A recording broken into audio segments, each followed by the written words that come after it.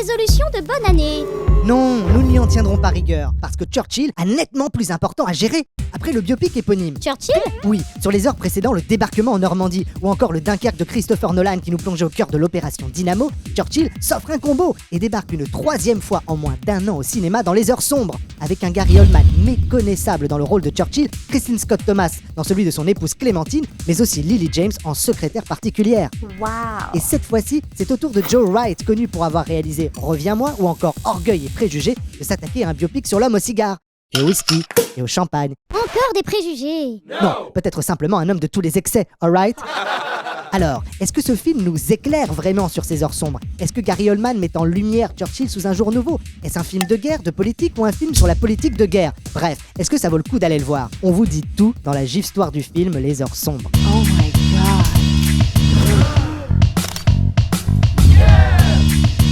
C'est un film dont l'issue nous est connue. C'est l'histoire de Churchill, peu aimé dans son propre camp et qui se retrouve malgré tout à la tête du gouvernement, alors même qu'il n'était pas leur premier choix. Et pourquoi? Parce qu'il est le seul à pouvoir fédérer l'ensemble des partis en ces temps difficiles.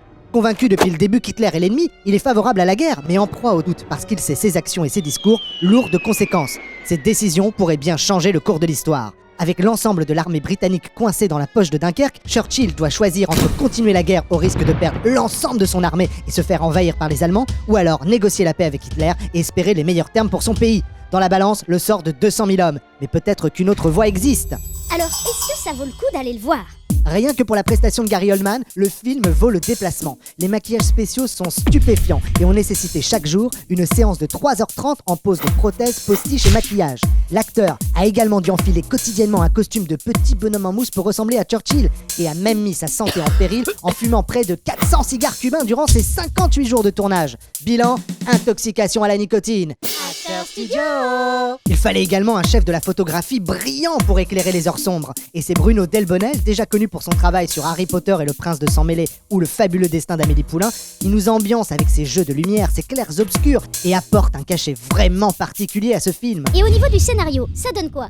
Dans les heures sombres, les soldats cèdent la place aux politiques et le récit se structure autour des grands discours de Churchill.